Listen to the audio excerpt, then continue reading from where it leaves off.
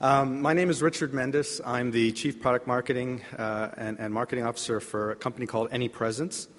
And we are what we call ourselves as an enterprise platform for digital transformation. We can be applied to a variety of different use cases. We're fundamentally a software as a service platform that generates code for cross-platform apps and APIs and microservices. And we do have a lot of customers and use cases around IoT. We've been recognized as kind of one of the leaders in our space, which is a space, terrible acronym, BaaS, or Backend as a Service. We've got customers across a variety of different industries in the IoT space, specifically Schneider Electric around electrical vehicle energy management solutions, Itron, which is one of the largest providers of smart grid and smart meter equipment, building smart cities applications on our platform, and Jabil, which is a brand you may not have heard of. They're the largest contract manufacturer in the United States, number 3 globally after Foxconn and Flextronics. And they make all of the equipment that go into pretty much every consumer appliance and enterprise router and telephone or smartphone you have. So those are some of our customers. I'm going to spend a little time walking through a few slides and giving you guys a little bit of context as to why we've developed Anypresence and what we do. And then if the demo gods permit, I will show you a brief demonstration of a solution that was developed on our platform and show you our platform as well. So we kind of, take the perspective at Anypresence that we're in this very interesting time of the post-PC era, and we have a lot of customers that use our platform to develop cross-platform apps today for smartphones and tablets, but we're on this cusp of the IoT explosion. That's why we're all here today. And it's very interesting. You'll note that the gentleman from DJI mentioned that they can't keep up with the innovation out there. They have to provide APIs and SDKs to enable people outside the company to build interesting, innovative applications. And our perspective is that the most successful IoT solutions and vendors out there today will be ones that enable strong developer ecosystems, right? It's not possible for companies to organically keep up with the types of solutions that can be built across this wide variety of devices. So providing strong APIs and strong software development kits is going to be critical to this, critical to the success of these solutions, and that's one of the things our platform provides. Okay. So there's a lot of talk about layers in the IoT stack, and a lot of these are kind of technical or hardware layers. I want to take it a step up and talk a little bit about the functional layers of an IoT solution. The first, of course, is the device and data layer, and there are a lot of platforms in this space, a lot of protocols like Zigbee, Z-Wave, Wi-Fi, Bluetooth, a lot of large companies like Apple and Google, new entrants vying for dominance in this space. And generally speaking, there are some pretty good solutions here, right, that help bridge the protocols, connect to devices, and expose APIs. And a lot of these solutions have components around big data and analytics where they're gathering telemetry in real time. The next kind of functional layer that we see is that operational app layer. This is where you want to be able to build solutions quickly that connect to these APIs and devices that you've exposed and be able to talk across one another, build applications that run across different devices. These could be enterprise applications in the industrial space. These could be consumer applications or a mix of both. And it behooves companies to be able to be agile in this space, right? To be able to build applications that connect to these devices as well as integrate to enterprise systems that exist today. And then the third layer of kind of maturity or the third functional layer that we see is the ecosystem enablement layer. And this is where you have mature solutions like DJI starting to expose software development kits so that they can enable innovation outside their company to take place around their device. And this is where it comes down to things like providing software development kits, source code, et cetera, to developers to reduce the hurdle or reduce the time it takes to adopt the building applications for the devices. And from this functional perspective, we believe that, just like today, you don't really think about when you access a website what's the underlying protocol, whether it's HTTP, if it's got aspects of FTP or SFTP. They're protocols, they happen to work, but where you derive the value from an internet-based solution is the application, what it does, and we see the same thing happening in the IoT space, right? It's not so much connecting to the device that's important. Of course that's important, but it's not the value. The value is the solutions you build around it and the type of solutions you enable others to build around your device. Okay.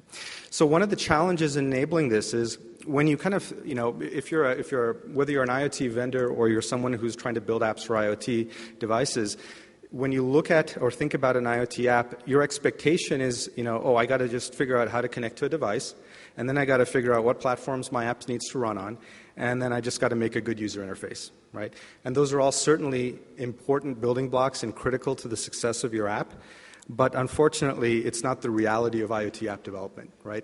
There's a lot of things that happen beneath that user interface. How do you securely pair or unpair devices? How do you manage the security of data, whether it's residing locally on your phone, whether it's being transmitted across the internet?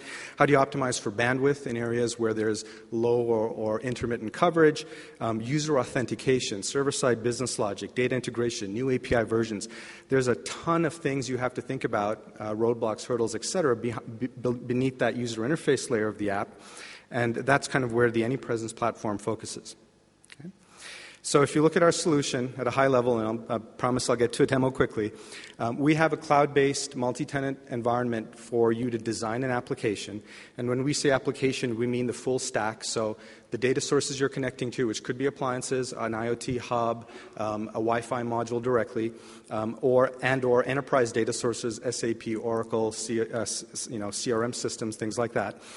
You can define the object model, the different components of your app, map to those data sources. You can plug in mobile services like push notifications, SMS messaging, etc. And you can define a simple, what we call a user interface test kit. And from this definition, the Anypresence platform generates all the software components for your application. A back-end server, which can be deployed anywhere in the cloud or on-premise. We have customers in financial services or healthcare that require PCI or HIPAA-compliant solutions, and so they take that back-end server and deploy it in their own data center. We generate software development kits for a variety of different client-side platforms. And we'll also generate a user interface test kits to show the developers how to consume these services. All of these components are 100% portable source code. What that means is you're never locked into our platform. One of the challenges of building IoT solutions is there are a lot of platforms that claim to accelerate the development, but then you're locked into the intellectual property of that platform, right? You can't move off of it. You're kind of tied to that vendor. One of the philosophical approaches we've taken is to never lock customers into our platform. It's risky for us because we can lose a subscriber, but we believe the value that our solution provides to build and maintain it will justify the renewal. And so we enable our customers to own 100% of the intellectual property of the source code derived from our platform. Okay? That solution then integrates into your device hubs, IoT hubs, APIs, wireless modules, etc. It can also connect to enterprise systems. The other thing we've done that's unique is around our designer, we've exposed an API. So anything that you can do to define an app in our point-and-click environment, you can programmatically do via an API. So that means you as a customer, let's say DJI, for example, can have a developer portal where you provide pre-built sample apps that have connectivity to your devices, and you can generate the source code and give it to your developers or your partners, your customers, whomever, as a starting point for your application, and they can take it and maintain and manage and edit it outside of the application. Okay? So I'm going to show you a demonstration today. This is a platform we built for Jabil, who manufactures a lot of the wireless modules within a variety of different appliance brands like anyone who builds a refrigerator, a washing machine, etc. And what we've done here is there's different components to the demo. So we have it's a little difficult for a sales rep to lug a washing machine around, right, as they travel. So we've developed an iPad application that simulates a washing machine console. We have a consumer application that talks to the console. And we have a field service application, an employee-facing application that takes trouble tickets or service requests from a customer when there's a problem and gets the error codes proactively from the unit. Okay? So hopefully this will work out. So let me go ahead and log into the washing machine console. So this is, again, simple user interface. We've developed different versions of this. This particular one is for the Jabil customers that actually have a touchscreen, capacitive touchscreen on their device. A lot of the new smart washing machines have this. And so here I'm logged in, and I can go ahead and, the first thing you'll do as a consumer is connect this device to your Wi-Fi network. And so there's a variety of different ways to do that. And the second thing you'll do is you'll actually download an app and pair it with this appliance in a secure manner. And again, there's different methods. We support, scanning via a QR code, secure entering via PIN, Wi-Fi discovery, etc. Once you've paired your device, let me go ahead and load in a different simulator here, the consumer device. So this is an iPhone example, but we support a variety of different platforms, Android, Windows Phone, HTML, etc. So I'm going to go ahead and log into this app. And so here I've got the companion app that's running on a consumer device.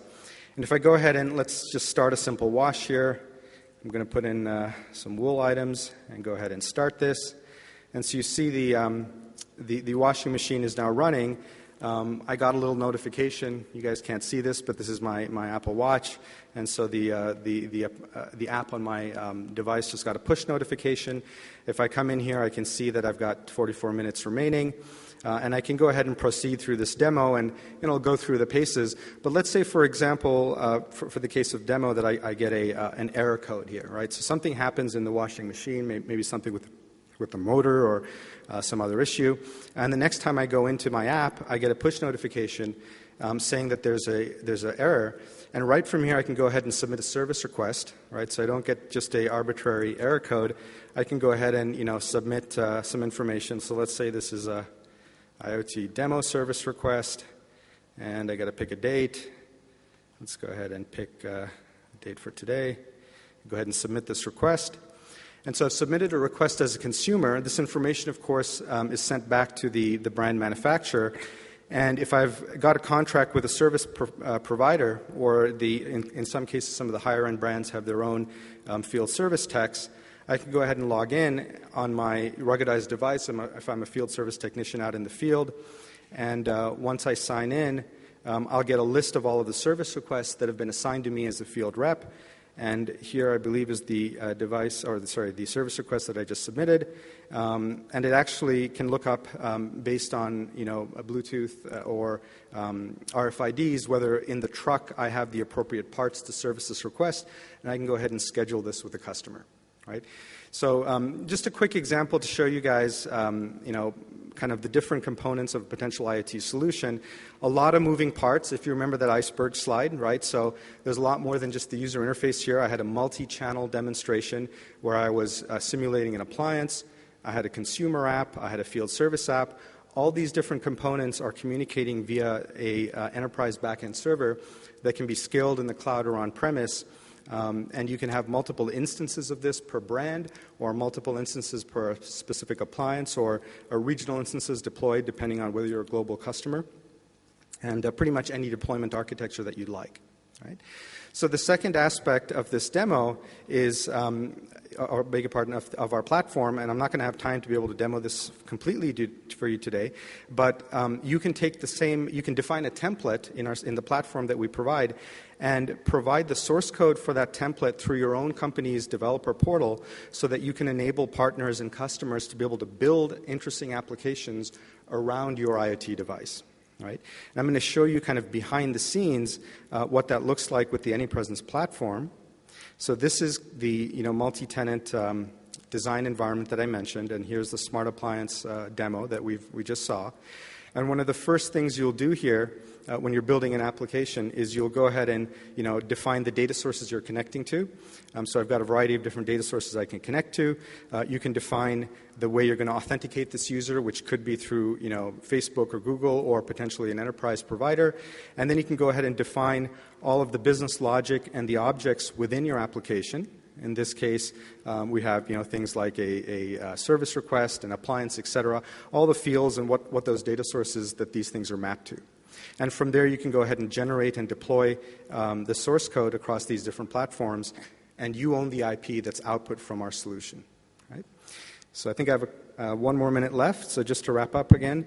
So ending on this again. So we are not we're not dealing with the protocol bridging or hardware connectivity, but we're providing the operational app layer and the ecosystem enablement layer that helps you derive value from your IoT devices. Okay.